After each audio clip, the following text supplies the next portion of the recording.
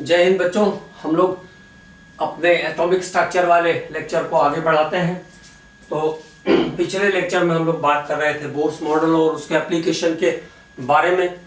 तो Bohr's model में क्या क्या चीज़ें हमको ध्यान रखना है, क्वांटाइज्ड एनर्जी लेवल की बात करता है पहली बार बोर्स मॉडल। और बोर्स मॉडल ने कहा कि जो इलेक्ट्रॉन का पाथ होगा वो कैसा होगा, सर्कुलर होगा, जिसका रेडियस और जिसकी एनर्जी कैसी होगी, फिक्स होगी। इलेक्ट्रॉन केवल उन्हीं ऑर्बिट्स में रिवॉल्व करेंगे जहां पर उसका angular momentum n into H by 2 के इक्वल आएगा।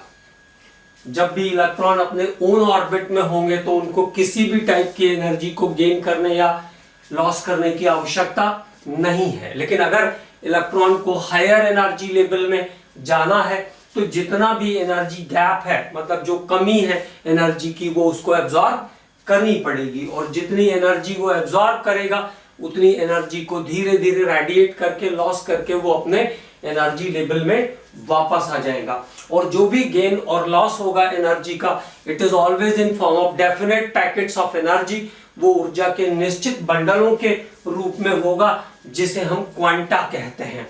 और लाइट के केस में इसी क्वांटा को हम फोटॉन कहते हैं। तो इतने इंपॉर्टेंट पॉइंट थे बोर्स मॉडल से रिलेटेड। इसके बाद बोर्स मॉडल यूज होता है, या बोर्स मॉडल ने क्या किया, हाइड्रोजन स्पेक्ट्रम को स्टडी किया। तो बोर्स मॉडल का यूज हम करते हैं हाइड्रोजन के स्पेक्ट्रम को स्टडी करने के लिए, और उन सभी एटम के स्पेक्ट्रम को भी हम स्टडी कर सकते हैं इस मॉडल से जिनमें केवल और केवल एक इलेक्ट्रॉन प्रेजेंट होता है, जिनमें एक इलेक्ट्रॉन उपस्थित होता है, उसको भी हम स्टडी कर सकते हैं बोर्स मॉडल से। इसके बाद एटॉमिक रेडियस निकालने के काम आता है। तो रेडियस हमने निकाला n² z इंटू 0.529 के फॉर्मूले से। इसके बाद हमने बात किया एनर्जी ऑफ इलेक्ट्रॉन की। तो ये ध्यान रखना है, साइन कन्वेंशन के अकॉर्डिंग इलेक्ट्रॉन की एनर्जी जो होती है वो हमेशा नेगेटिव मानी जाती है, because in the orbits it is due to the attractive forces of nucleus. क्योंकि ऑर्बिट में इलेक्ट्रॉन न्यूक्लियस के अट्रैक्टिव फोर्सेस के कारण एग्जिस्ट करता है। जैसा मैंने आपको बताया था कि हाई सेंट्रीफ्यूगल फोर्स लगाता है वो अपनी वेलोसिटी में, जिसके कारण वो ऑर्बिट के अंदर प्रेजेंट रहता है। ठीक है, तो ये कुछ बातें हमने किया था। Kinetic energy is the minus total energy and potential energy of electron is calculated by 2 into total energy. तो ये इलेक्ट्रॉन की एनर्जी निकालने के फॉर्मूले थे। इसके बाद हमने इस पे एक क्वेश्चन भी कर लिया था। अब अगला क्वेश्चन करते हैं। तो कुछ क्वेश्चंस हम लोग इससे रिलेटेड कर लेते हैं। और अब देखिए क्वेश्चन आया, आयोनाइजेशन एनर्जी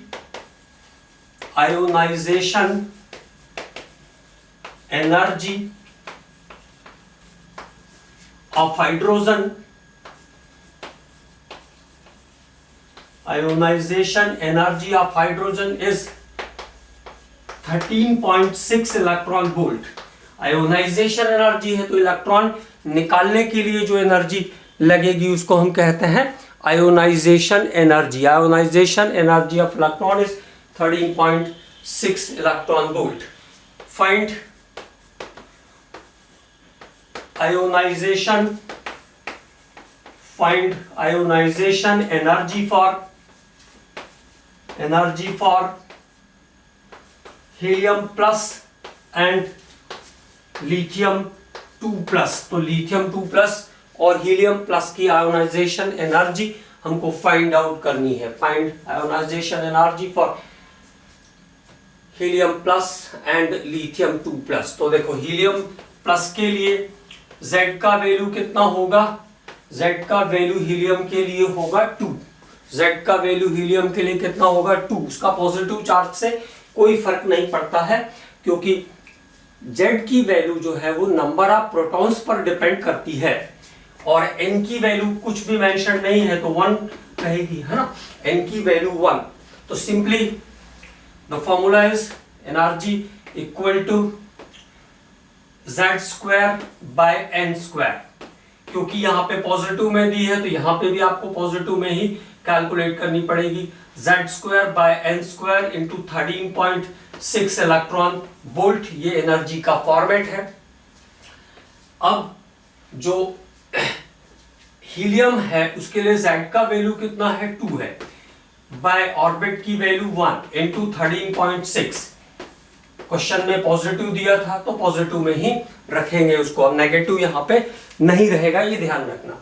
तो कितना आ गया 4 इंटू 13.6, तो 4 को 6 से मल्टीप्लाई करोगे तो कितना आ गया 24 का 4 आ जाएगा, और 2 कैरी हो गया, 13 चौका 52 और 2 54, तो 54.4 इलेक्ट्रॉन वोल्ट आयोनाइजेशन एनर्जी होगी हीलियम के लिए। हीलियम के लिए आयोनाइजेशन एनर्जी की वैल्यू कितनी हो जाएगी, 54.4 वोल्ट हो जाएगी। अब यही चीज हमको किसके लिए देखना है, अब यही लिथियम के लिए देखना है। तो लिथियम में क्या होगा, Z का वैल्यू चेंज हो जाएगा। लिथियम में जो Z की वैल्यू है वो बदल जाएगी।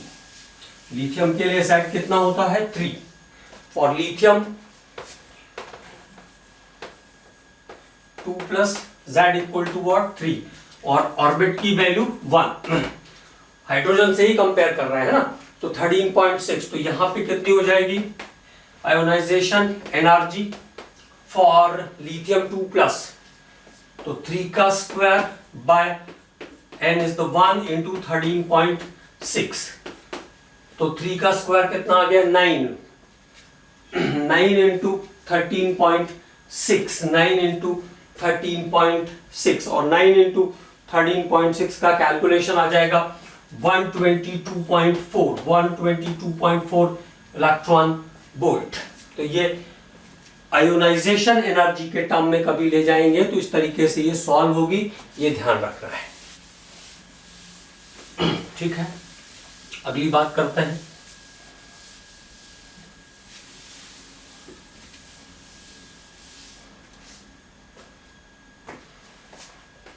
कैलकुलेट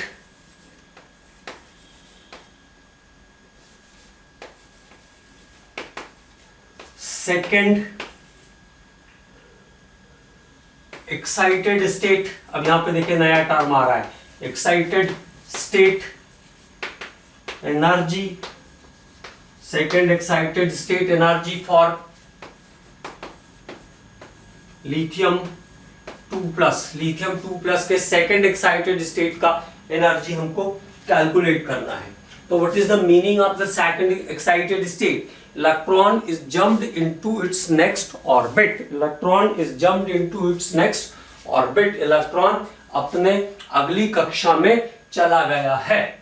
ठीक है, तो second excited state, second excited state n equal to कितना रखोगे, इसके लिए 3 रखोगे, n इक्वल टू कितना रखोगे 3 रखोगे। सेकेंड एक्साइटेड स्टेट मतलब सेकेंड एनर्जी लेवल से आगे गया तो थर्ड में जाएगा, ऐसा माना जाएगा। Z फॉर लिथियम 2 प्लस के लिए Z का वैल्यू होगा 3। ठीक है, the formula is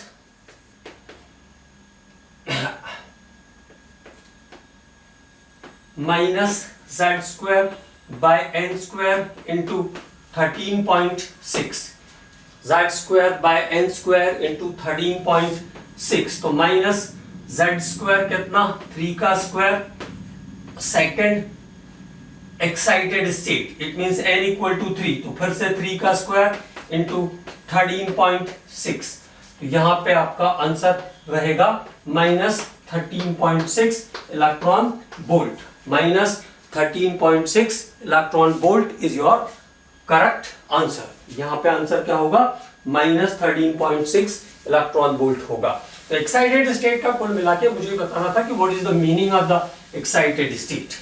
excited state का मीनिंग क्या है उसकी बात, वो बात आपको ध्यान रखनी है।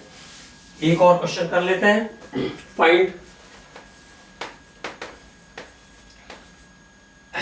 फाइंड एनर्जी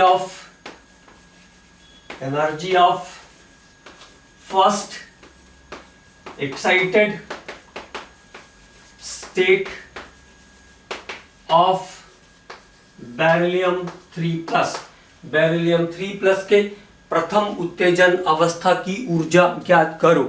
तो फर्स्ट एक्साइटेड स्टेट का यहाँ पे मीनिंग क्या है, केवल इतनी बात ध्यान रखनी है। First excited state, first excited state, तो फर्स्ट एक्साइटेड स्टेट मतलब n इक्वल टू कितना पुट करना है 2। First excited state means what, n equal to 2। Z for beryllium 3+, beryllium का Z का वैल्यू कितना 4, बेरिलियम का Z का वैल्यू कितना 4, ठीक है। तो फॉर्मूले में लाइए, -Z²/n² इंटू 13.6 इलेक्ट्रॉन वोल्ट, ये फॉर्मूला है एनर्जी को कैलकुलेट करने का। तो Z की वैल्यू कितनी हो जाएगी 4, 4 का स्क्वायर मतलब 16 हो जाएगी, तो 4 का स्क्वायर, और फर्स्ट एक्साइटेड स्टेट मींस ये हो गया 2, तो 2 का स्क्वायर इंटू 13.6, तो 4 4 जा 16, 16/4 कितना आ गया 4 टाइम्स आ गया, तो कितना आ जाएगा -54.4 electron volt. -54.4 electron volt is the energy for the first excited state of beryllium 3+। तो ये कभी एक्साइटेड स्टेट वाला क्वेश्चन आएगा तब आपको ये बात ध्यान रखना है कि वहां पे n की वैल्यू 1 से इंक्रीज कर जाएगी। अब रेशो वाले फॉर्मूले पे बात करते हैं। Calculate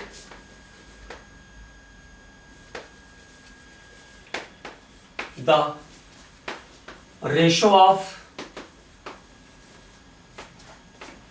energy of electron, ratio of energy of electrons present in third and fifth orbit of lithium 2+। अब चूंकि देखिए फॉर्मूले अगर आपको याद हैं तो किसी का भी पूछे, लिथियम, बेरिलियम, बोरॉन, किसी पे भी ले जाएं उससे कोई फर्क नहीं पड़ता है। तो फॉर्मूला क्या है ओवरऑल एनर्जी का, टोटल एनर्जी के जो फॉर्मूले हैं -Z²/n² इंटू 13.6। तो रेशो में जो एनर्जी है वो ऑर्बिट से रेसिप्रोकल है ना। तो क्या हो जाएगा E1/E2 इक्वल टू n2²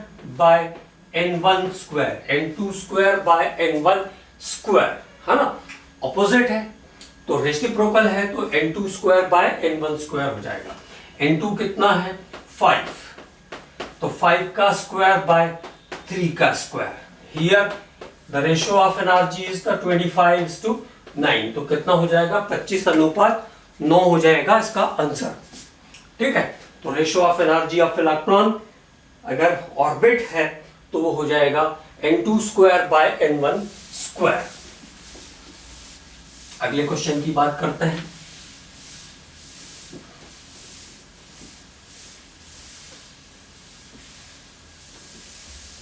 एक और क्वेश्चन देखते हैं। Find ratio of energy of electron, find ratio of energy of electrons present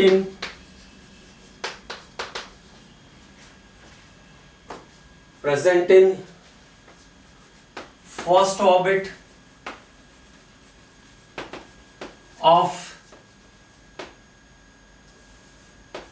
sodium plus and hydrogen, sodium plus and hydrogen. तो यहां पे अब देखो ऑर्बिट फर्स्ट है तो ऑर्बिट तो चेंज हो नहीं रहा है, ऑर्बिट चेंज हो नहीं रहा है। क्या चेंज हो रहा है, जेड की वैल्यू चेंज हो रही है। सोडियम के लिए जेड का वैल्यू कितना होता है 11, सोडियम के लिए जेड का वैल्यू कितना है 11, हाइड्रोजन के लिए जेड का वैल्यू कितना है 1, और जेड से एनर्जी का जो रिलेशन है वो कैसा है डायरेक्ट है, डायरेक्टली प्रोपोर्शनल है। तो E1/E2 equal to Z1 square by Z2 square, ये हमारा फॉर्मूला हुआ। E1 by E2 equal to Z1 square by Z2 square. Z1 for the sodium के लिए Z का वैल्यू कितना है 11, और हाइड्रोजन के लिए Z का वैल्यू कितना 1। 11 का स्क्वायर कितना आता है 121, तो द आंसर इज 121:1। आंसर कितना हो जाएगा 121:1, 121:1। केवल मैं आपको फॉर्मूले रखने और कैलकुलेशन के बारे में बता रहा हूं। जब भी क्वेश्चन आएगा तो उसमें एटम चेंज कर सकते हैं, लेकिन फॉर्मूले चेंज नहीं हो सकते हैं, ये आपको ध्यान रखना है। तो एक इस टाइप का क्वेश्चन एक्साइटेड स्टेट का हो गया, टोटल एनर्जी का हो गया, पोटेंशियल एनर्जी के क्वेश्चंस 2 into टोटल एनर्जी से निकलेंगे। Kinetic energy is the minus total energy, मतलब काइनेटिक एनर्जी हमेशा पॉजिटिव में आएगी, ये बात ध्यान रखना है। एक और क्वेश्चन करते हैं। अब अगर ड्रॉप आउट होता है तो कैसे करेंगे, ड्रॉप आउट होगा तो कैसे करेंगे। चलिए एक क्वेश्चन है, देखिए, in hydrogen atom an electron is drops from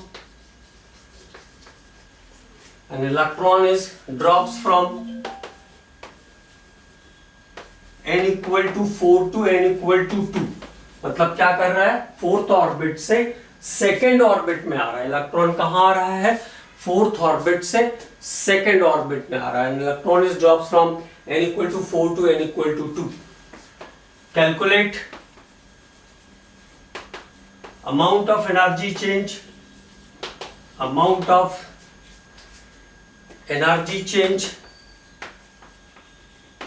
in joules। अब यहां पे यूनिट भी चेंज कर दिया, जूल्स में निकाल के बताइए कि कितनी एनर्जी चेंज हो रही है इस प्रोसेस के ड्यूरेशन में। n इक्वल टू 4 से n इक्वल टू 2 में अगर इलेक्ट्रॉन आ रहा है तो वो कितनी एनर्जी चेंज कर रहा है। तो अब देखो, हाइड्रोजन का एटम है तो Z की वैल्यू कितनी होगी 1। पहले बार ऑर्बिट कितना है 4th, सेकेंड टाइम ऑर्बिट कितना है 2। तो कॉमन लेके जा सकते हैं, लेकिन कैलकुलेशन में बच्चों को दिक्कत आती है, तो इसलिए क्या करो, फोर्थ ऑर्बिट की कैलकुलेट कर लो, फिर सेकंड ऑर्बिट की कैलकुलेट कर लो। तो देखो, जब भी ऑर्बिट चेंज पे एनर्जी निकालनी होगी तो सीधा सीधा ध्यान रखना है, दोनों ऑर्बिट की एनर्जी अलग अलग निकाल लो, फिर डिफरेंस ऑफ एनर्जी ले लो, आपको करेक्ट आंसर मिल जाएगा। थोड़ा टाइम जरूर लगेगा, लेकिन कॉमन लेने में कई बार गलती हो सकती है और वो काम नहीं कर रहा है।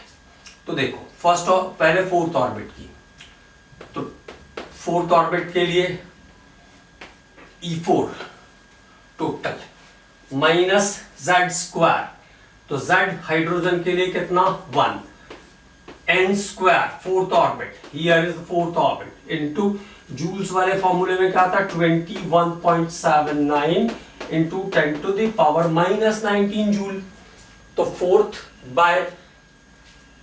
फोर्थ ऑर्बिट की एनर्जी हम निकाल रहे हैं, कितना आ जाएगा 4 4 16 आ गया, 16 और ऊपर कितना है 21.79, तो ये अप्रोक्सीमेट जो है 1.36 के आसपास आती है।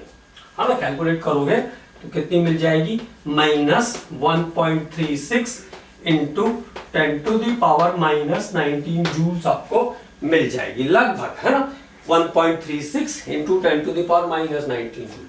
अब क्या करना है, E2 निकालना है, E2 का टोटल एनर्जी माइनस Z कितना 1, N कितना 2 into 21.79 into 10 to the power -19 joule. तो 2 का स्क्वायर कितना हो गया 4, 4 5 20, 4 5 20 और कितना 1 बचा 7, 4 4 16, रफली लिया मैंने, तो 4 4 16 into 10 to the power -19 joules, ये आपका E2 आ गया। अब आपके पास E1 भी हो गया, E2 भी हो गया। तो जब आपके पास E1 और E2 दोनों हो गए तो चेंज इन एनर्जी निकालने के लिए हमें क्या करना होता है, डिफरेंस ऑफ एनर्जी कैलकुलेट करना है। क्या कैलकुलेट करना है, डिफरेंस ऑफ एनर्जी कैलकुलेट करना है। Here is the delta E, that is E4 minus E2। E4 कितना है, minus 1.36 into 10 to the power minus 90, और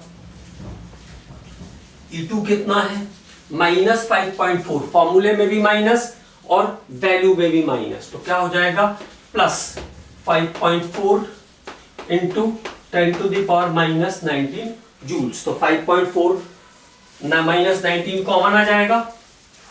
अब क्या करना है आपको, 5.4 में से 1.36 को माइनस करना है, तो कितना बचेगा, 4.4 into 10 to the power minus 19 joules. ये डिफरेंस ऑफ एनर्जी आया जब इलेक्ट्रॉन फोर्थ ऑर्बिट से सेकेंड ऑर्बिट में ड्रॉप आउट करेगा तब। ठीक है, तो जब भी ड्रॉप आउट का क्वेश्चन होगा तो ये ध्यान रखना है कि जहां से जहां आ रहे हैं उसके हिसाब से आपको कैलकुलेशन करना है। कई बार ऐसा भी होता है कि ऐसा बोलेंगे फोर्थ ऑर्बिट से फर्स्ट में आया, फोर्थ से सेकंड में आया, तो कहां ज्यादा एनर्जी खर्च होगी, तो where more orbit change more energy is consume. जहां ज्यादा ऑर्बिट चेंज होगा वहां ज्यादा एनर्जी कंज्यूम होगी। लेकिन अगर मान लो दो क्लोज दिया है 322 221, तो उस स्थिति में आपको हमेशा कैलकुलेशन कर लेना चाहिए, मतलब ब्लैंक नहीं छोड़ना है, कैलकुलेशन वहां पे हमेशा करके तब आंसर पे जाना है, ये बात ध्यान रखना है।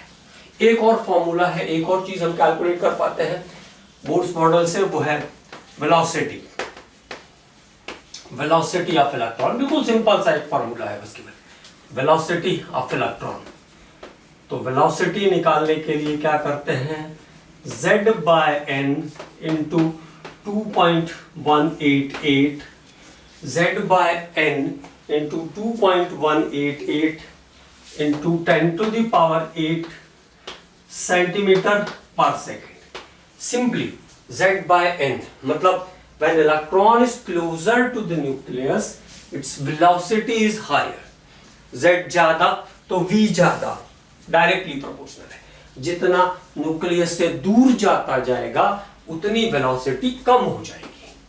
तो z by n into 2.188 into 10 to the power 6 metre per second, है ना। ये दो फॉर्मूले हो गए सेंटीमीटर और मीटर वाले।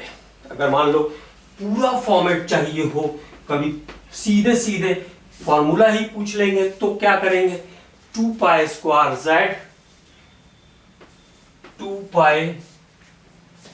2 पाई ई स्क्वायर z, कहां से आया है ये वैल्यू उसकी बात कर रहे हैं, into by n into H, by n into H. ये है पूरा फॉर्मूला वेलोसिटी निकालने का। ठीक है, एक बार ऐसा क्वेश्चन आया कि फर्स्ट ऑर्बिट में वेलोसिटी अगर x है तो थर्ड ऑर्बिट में क्या होगी।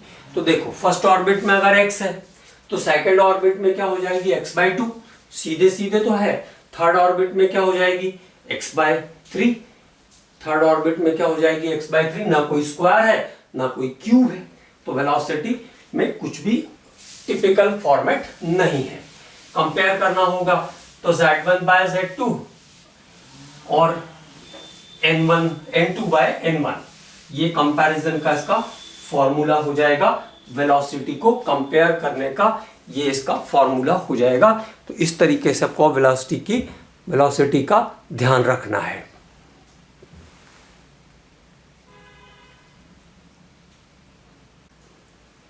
अब हम बात करते हैं इसके बाद, वेलोसिटी के बाद अब बोर्स मॉडल पूरा फिनिश हो गया। बोर्स मॉडल के बाद हम बात करेंगे थोड़ा सा समरफील्ड्स मॉडल के बारे में। हालांकि वो डायरेक्टली सिलेबस में इंक्लूडेड नहीं है, लेकिन भैया कई चीजें ऐसी हैं जिनका बहुत काम पड़ता है, तो उसको रिलेट करने के लिए हमको उसकी जरूरत पड़ेगी, है ना।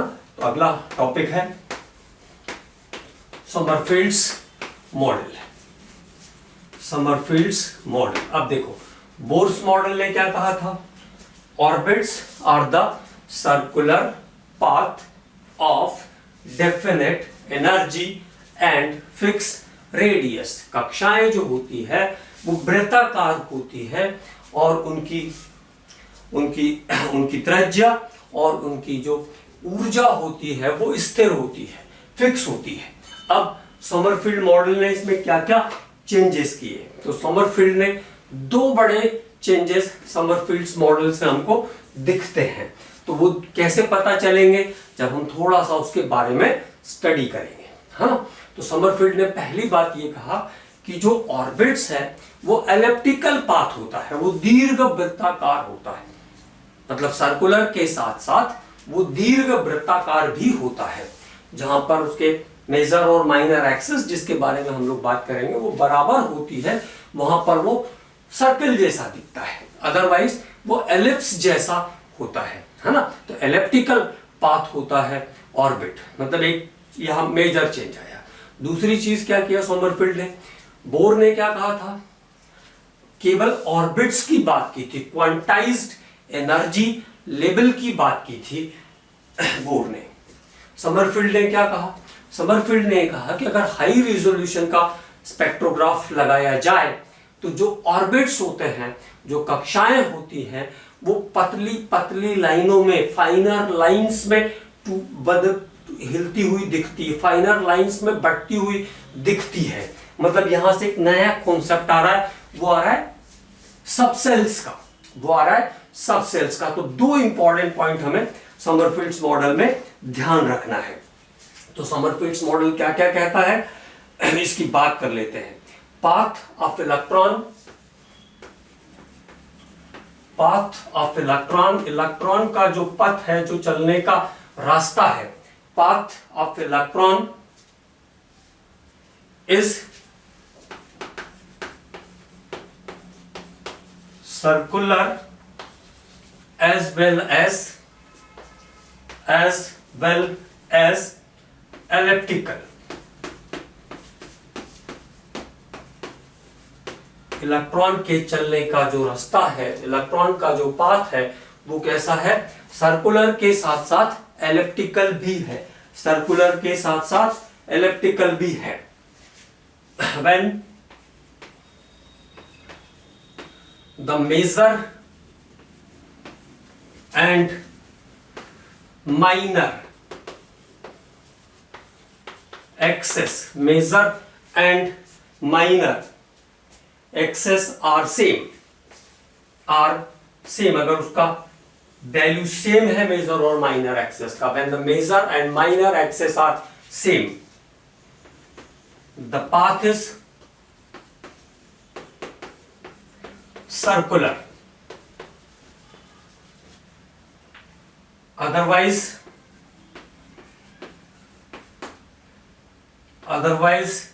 it is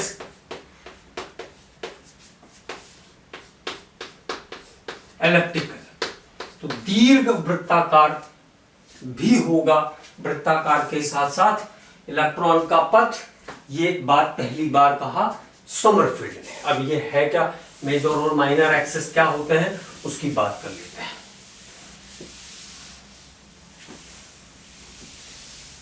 तो इलेक्ट्रॉन के चलने का जो रास्ता है वो वृत्ताकार के साथ साथ दीर्घ वृत्ताकार भी होता है, ये ध्यान रखना है। तो देखो अब समरफील्ड ने जो बात कही उसको हम जस्टिफाई करते हैं।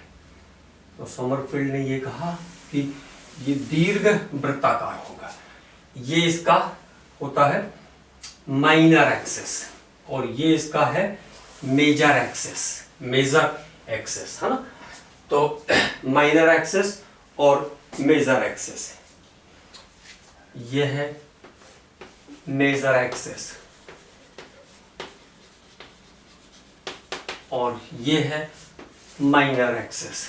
जहां तक दोनों की वैल्यू सेम होगी वहां पर वो कैसा होगा, सर्कुलर होगा, अदरवाइज कैसा हो जाएगा, एलिप्स जैसा हो जाएगा। तो n यहां पे क्या है, लेंथ ऑफ मेजर एक्सिस है,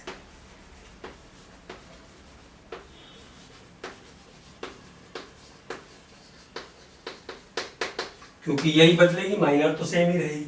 और k क्या है? k is the length of minor axis. k is the length of minor axis. n by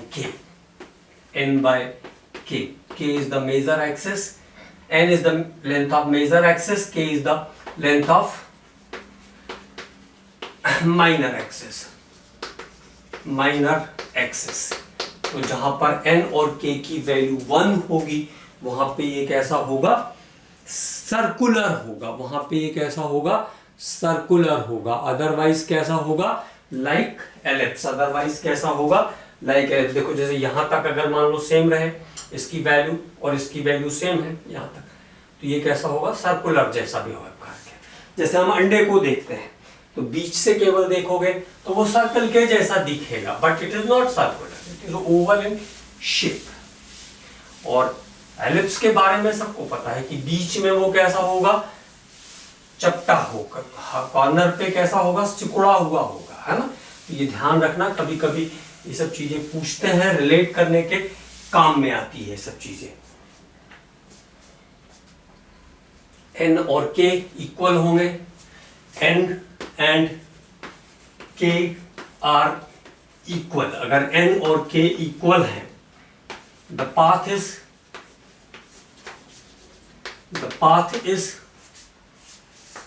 circular.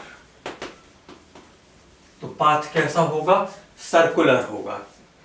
The path is circular. k की वैल्यू कभी 0 न, k is the major k is the minor axis, तो minor axis की value कभी 0 नहीं होगी, ये भी ध्यान रखना। वो भी कुछ ना कुछ तो रहेगी। k इज नेवर 0, k 0 नहीं होगा, ये ध्यान रखना है। इफ k इज 0, अगर k कभी 0 हुआ, अब ये हाइपोथेसिस है, if k is 0, k is 0, अगर k कभी 0 हुआ, k इज 0, तो पाथ कैसा हो जाएगा? लीनियर हो जाएगा। The path of electron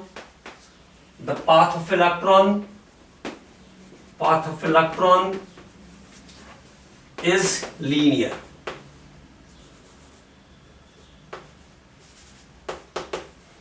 path of electron is linear. तब इलेक्ट्रॉन का पथ कैसा होगा?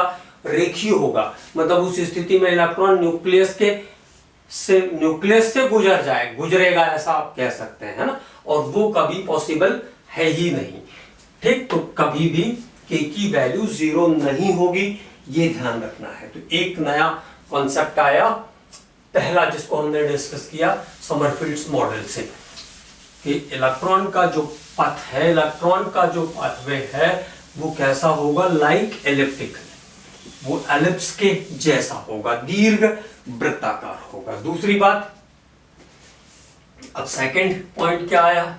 वो आया एटॉमिक स्पेक्ट्रम को अगर हम स्टडी करते हैं with the help of high resolution spectrograph, it is observed with the help of high resolution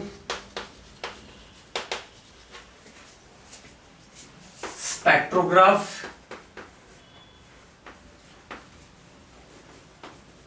It is observed with the help of high resolution spectrograph.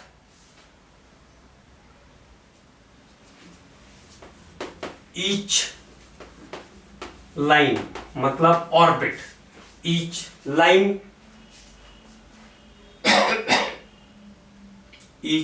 line was found to consist of, each line was found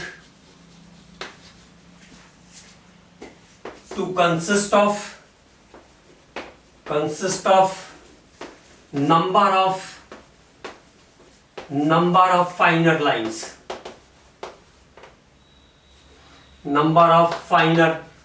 जो orbit है, जो कक्षाएं हैं वो फाइनर lines में बढ़ते हैं। वो फाइनर लाइन मतलब पतली पतली रेखाओं में विभाजित होते हैं। Consist of number of finer lines, consist of number of finer lines. और ये फाइनर लाइंस जो है वो बोर्स मॉडल से एक्सप्लेन नहीं हुई थी, ये ध्यान रखना। बोर्स मॉडल केवल ऑर्बिट की बात करता है। तो दो नई चीजें आ गई। It is observed with the help of high resolution spectrograph, each line was found to be consist of a number of finer lines known as sub energy level, जिसको हम सब एनर्जी लेवल और subshell कहते हैं। Subshell that is classified as SPDF। तो ये दो नए concept आए सोमरफील्ड के मॉडल से। यहां से ओरिजिन होगा फिर आपके एजीम्यूथल क्वांटम नंबर का, इसी के बेस पर आएगी आगे चल करके एजीम्यूथल क्वांटम नंबर। तो अब अगली बात करते हैं हम लोग। ये हो गया आपका सोमरफील्ड्स मॉडल, है ना। अब बात करते हैं, एक बार फिर से डिफाइन कर लेते हैं ऑर्बिट्स, सबसेल्स और ऑर्बिटल्स को। ऑर्बिटल्स की भी बात करनी पड़ेगी, फिर हम लोग सबसेल्स के, ऑर्बिटल्स के शेप पर बात करेंगे। तो पहली बात करते हैं ऑर्बिट की। डेफिनेशन वही होगी जो बोर्स मॉडल ने सजेस्ट किया था, है ना। तो circular path of fix energy and radius, ये है orbit. Circular path of fix energy and radius is the orbit. It is two-dimensional in shape. It is two-dimensional in shape. ये द्विविमीय संरचनाएं होती हैं। Orbits are the two-dimensional in shape. Two-dimensional in shape, in which electrons are distributed,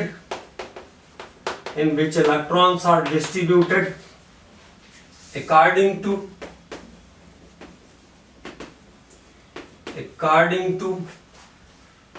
2n square rule, जिसमें इलेक्ट्रॉनों की entry 2n square rule से होती है।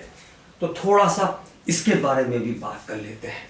Electrons are distributed according to 2n square rule, और इसको बोर-बरी इलेक्ट्रॉन डिस्ट्रीब्यूशन रूल भी कहते हैं, ये ध्यान रखना।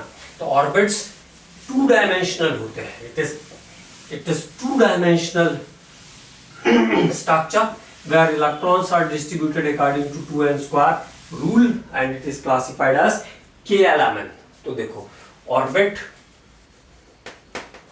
और उसमें maximum electron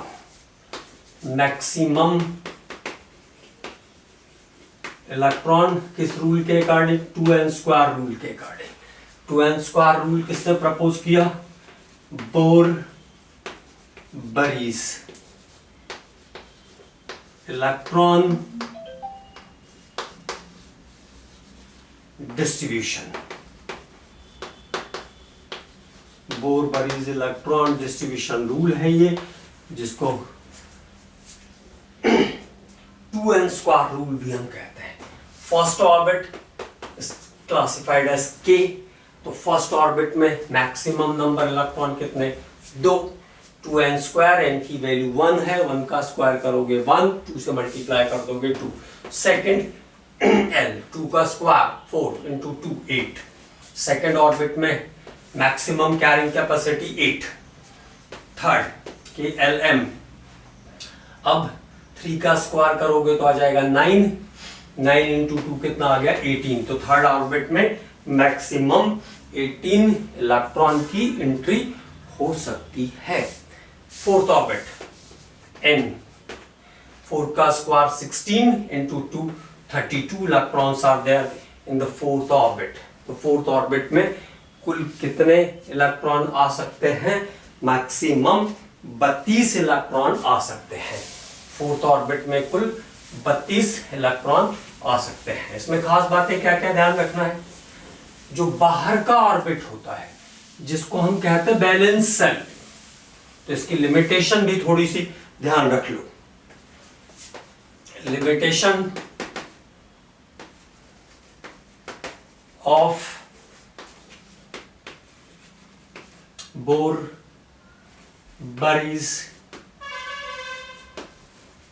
electron distribution rule. Bohr Bury electron distribution rule की क्या लिमिटेशंस है? Number 1, maximum number of electron in valence shell is not more than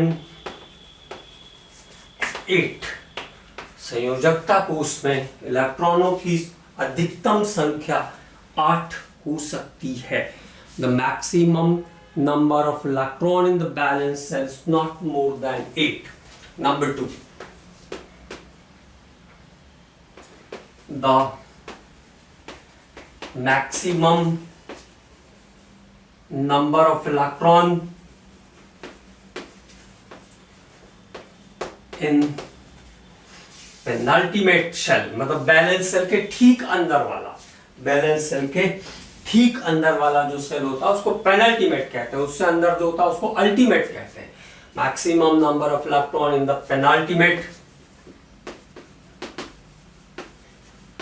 penultimate shell is 18। तो संयोजकता कोष से पूर्व वाले कोष में इलेक्ट्रॉनों की अधिकतम संख्या 18 हो सकती है। पेनल्टीमेट शेल में 18 इलेक्ट्रॉन आ सकते हैं। Number 3, transition metal. Transition metal संक्रमण धातु, मतलब D block element, D block और एफ ब्लॉक एलिमेंट को कहते हैं transition metal. Transition metal do not obey this rule, do not obey this rule. Transition metal do not obey this rule, और संक्रमण धातु इस नियम का पालन नहीं करते हैं, ये भी ध्यान रखना है। तो ये हो गया ऑर्बिट से रिलेटेड इंफॉर्मेशन, और ऑर्बिट में इलेक्ट्रॉन का डिस्ट्रीब्यूशन कैसे होता है उसकी जानकारी। अब अगली बात हम लोग करने वाले हैं सबसेल्स के बारे में। सबसेल्स, सब सेल्स, उपकोष। तो जो मेन एनर्जी लेवल है, it is divided into the different sub energy level. Main energy level is divided into different sub energy level। Finer lines दिखाई देती है। Sub energy level it is sub shells, ये कहलाते हैं सब sales. Classified as SPTF। इसको हम कैसे क्लासिफाई करते हैं? SPDF से इसको हम क्लासिफाई करते हैं। काम की चीज क्या है इसमें हमारे? नंबर ऑफ सबसेल, ये फॉर्मूला काम का है। Number of subshells equal to n। n is the orbit, n is the orbit. तो उतने ही सबसेल होंगे जितने नंबर का ऑर्बिट होगा। मतलब जो ऑर्बिट है उसमें उतने ही सबसेल्स होंगे, उसमें उतने ही सबसेल्स होंगे। सबसेल्स का नंबर किस पे डिपेंड करेगा? नंबर ऑफ सेल्स पर डिपेंड करेगा, मतलब नंबर ऑफ ऑर्बिट्स पर डिपेंड करेगा। चलिए जरा देखते हैं ये बात क्या हुई। ऑर्बिट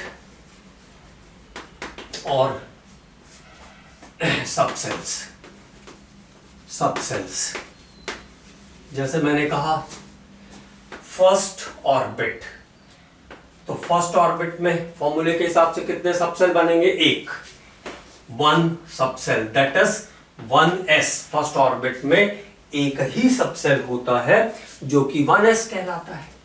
सेकेंड ऑर्बिट, तो नंबर ऑफ सबसेल्स कितने हो जाएंगे? 2, that is classified as 2s and 2p। Second orbit में जिनके पास सेकेंड ऑर्बिट है उसमें 2 सबसेल होते हैं, 2s 2p। Third orbit, number of subshells कितने होंगे थर्ड ऑर्बिट में? 3, it is classified as 3s 3p and 3d। मतलब जिस एटम में थर्ड ऑर्बिट है उसमें 3d सबसेल होगा प्रेजेंट, भले ही उसमें इलेक्ट्रॉन हो ना हो वो एक अलग बात है, but there is 3d orbitals are present. Fourth orbit, 4 subshells हो जाएंगे फोर्थ ऑर्बिट में। फोर्थ ऑर्बिट में कितने सबसेल होंगे? 4, 4s 4p 4d और 4f।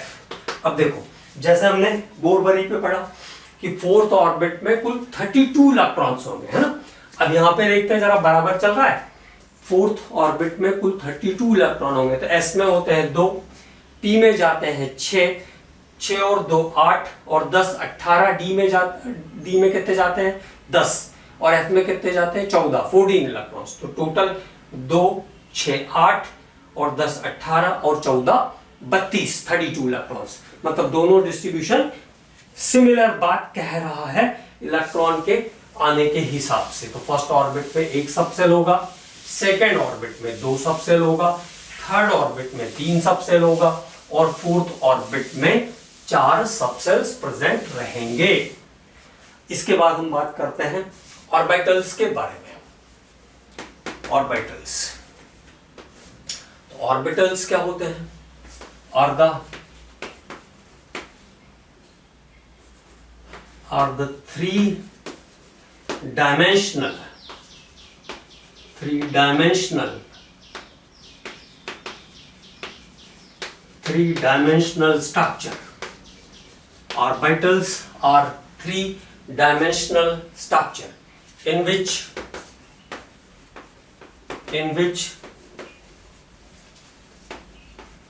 probability of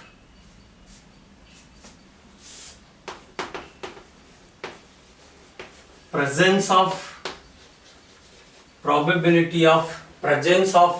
electron is maximum. Orbital वो संरचनाएं होती हैं जहां इलेक्ट्रॉन के पाए जाने की संभावना सर्वाधिक होती है। Orbitals are the 3-dimensional structure where the probability of presence of electron is maximum, that is 90 से लेकर 90-95% तक ऑर्बिटल में इलेक्ट्रॉन के मिलने की प्रोबेबिलिटी होती है। ये बात प्रूव किया था श्रोडिंगर ने, है ना। और एक formula, number of orbitals equal to होता है n²। ऑर्बिटल्स कक्षक बोलते हैं इसको हिंदी में, कक्षकों की संख्या n² के बराबर होती है। Number of orbitals equal to n²। Number of orbitals equal to n²। तो देखो ऑर्बिट और उसमें मिलने वाले ऑर्बिटल्स, इस पे क्वेश्चन भी आ चुका है एक बार। ऑर्बिटल्स कैसे निकालना है? n²। तो जब हम बात करेंगे first orbit, how many orbitals are there? 1। एक का स्क्वायर करोगे तो एक ही रहेगा। सेकेंड ऑर्बिट, सेकेंड ऑर्बिट में 2 का स्क्वायर करोगे तो कितने ऑर्बिटल हो गए? 4, एक s का और 3 p के, कुल टोटल संख्या कितनी हो गई? 4। Third orbit, total number of orbitals कितने? 9, एक s का, 3 p के और d के रहते हैं 5, तो टोटल नंबर ऑफ ऑर्बिटल्स कितने हो गए? 9। फोर्थ ऑर्बिट, ये पूछा था अभी 16-17 के आसपास, नीट में ही आया था क्वेश्चन है। फोर्थ ऑर्बिट, तो फोर्थ ऑर्बिट में नंबर ऑफ ऑर्बिटल्स कितने हो गए? 16। फोर्थ ऑर्बिट में नंबर ऑफ ऑर्बिटल्स कितने हो गए? 16 है। अगले लेक्चर में हम लोग बात करेंगे shape of orbitals of the subshell.